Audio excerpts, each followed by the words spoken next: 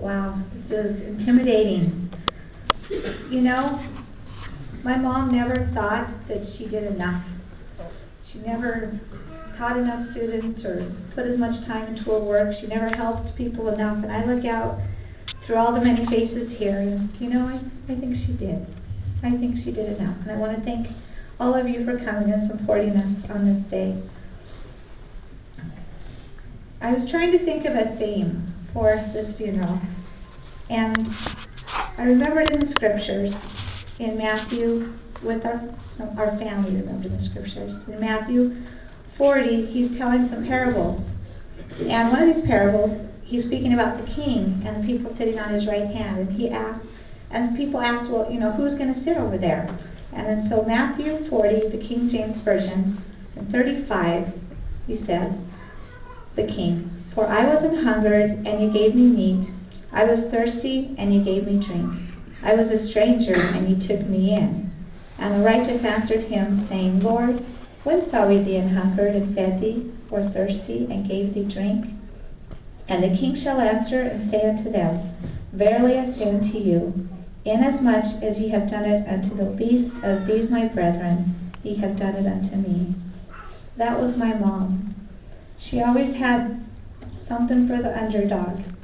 She watched for those in need without a lot of fanfare. And I know many of you don't know, but right before she retired, she was nominated for the Teacher of the Year award, and she turned it down.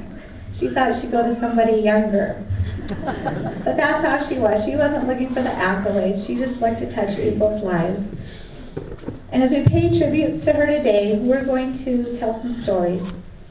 Now, okay, I just got to tell you, we're Lithgows, and I've got to warn a few of you here of the Lithgow grieving process, or you may be a little shocked. First, we're sad, then we're mad, and then we just laugh and make fun of my cute mom. So, with that, and you may still be on the sad stage, but we're kind of on we want to share the fun things of our mom that we enjoy, those memories that bring a smile to our face. So as we go through this, Stacy will give her life sketch, and then we'll just tell some stories. And we hope you all just sit back and kind of enjoy the ride.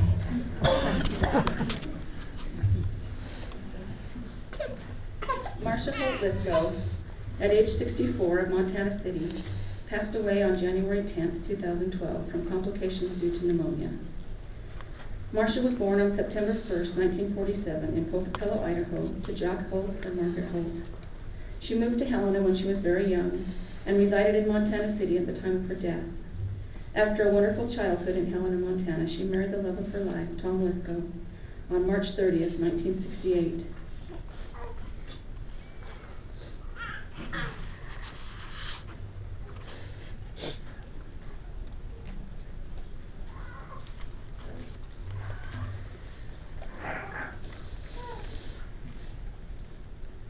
They were married for 43 years. All right.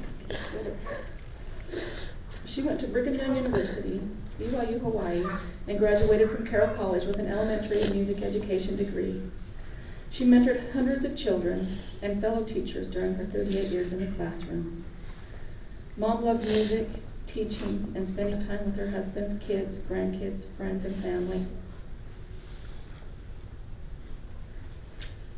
She was a member of the Church of Jesus Christ of Latter-day Saints. She was survived by her spouse, Tom Lithgow, 3 daughters, 14 grandchildren, and 3.5 great-grandchildren. Marcia's life was dedicated to her husband, her children, her students, her great-grandchildren, and her friends. She was that person who all aspired to be.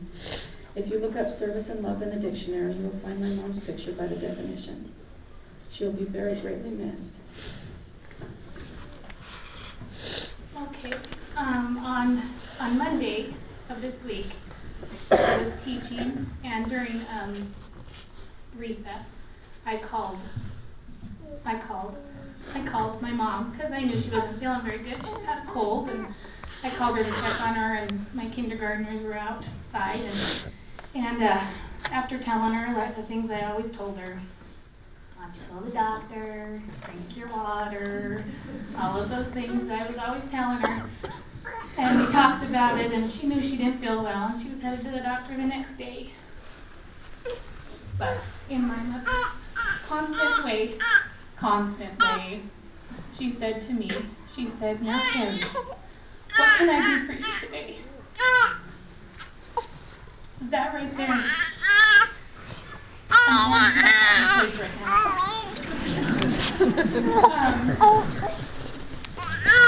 That was my mom, right there. She just nailed it on the nose. Every time I talked to her, it didn't matter what anybody else was doing, what could she do for me that day? She really wanted to go pick up my son at school, after school. And I said no, and she said, "Go take a nap."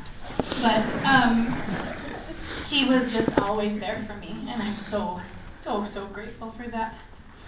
And then, kind of a funny story, is I had the great opportunity for the last year to be the chorister in our sacrament, our services for church, and my mom was the organist. So I was always standing up there, and my mom was there.